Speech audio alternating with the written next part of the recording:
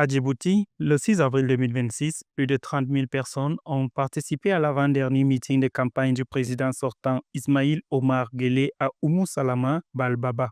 Drapés de vert, les participants ont exprimé leur soutien dans une ambiance encadrée par un important dispositif de sécurité. La campagne du président Guelleh met l'accent sur la stabilité économique et politique, le renforcement des partenariats publics-privés, la modernisation des infrastructures, l'investissement dans la jeunesse, la résilience climatique et le rôle diplomatique régional. Pour rappel, la campagne présidentielle djiboutienne 2026 a débuté le 27 mars avec Ismaïl Omar Guelleh pour un sixième mandat et Mohamed Farah Samatar comme principal adversaire, le scrutin étant prévu le 10 avril.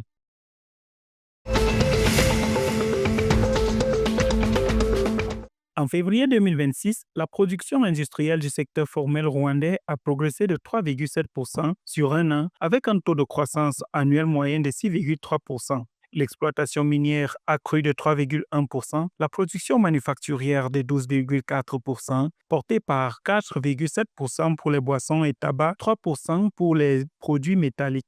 La consommation d'électricité a augmenté de 9,7%, tandis que la gestion de l'eau et des déchets a reculé de 1,9%. Les textiles et vêtements ont chuté de 0,9%.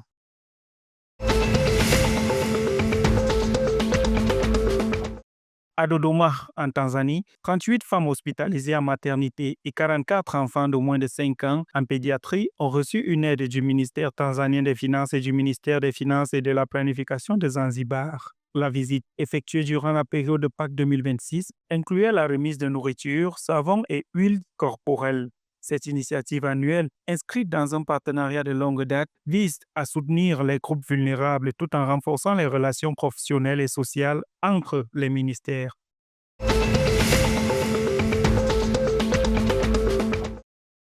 À Bujumbura, au 2 avril 2026, au moins 34 patients atteints de choléra sont hospitalisés dans 2 centres, dont 18 provenant du quartier Kinama, selon la ministre de la Santé publique, Lidjune Baradahana. La propagation est liée à des rejets d'eau usée dans 3 rivières locales affectant les quartiers Bubanza, Bukirasazi et Kinyankonge.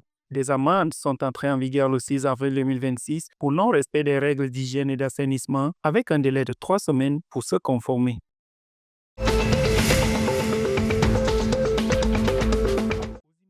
Au Zimbabwe, le 7 avril 2026, l'école ougandaise Saint-Mary's Kitende a battu la RDC 6-0 au championnat scolaire CAF. Owen Mukisa a inscrit un triplé, complété par Kironde à la 12e minute, Kakinda et Opio avec 4 points en 2 matchs après un nul 1-1 contre le Zimbabwe. L'équipe vise la qualification face au Maroc, déjà qualifié.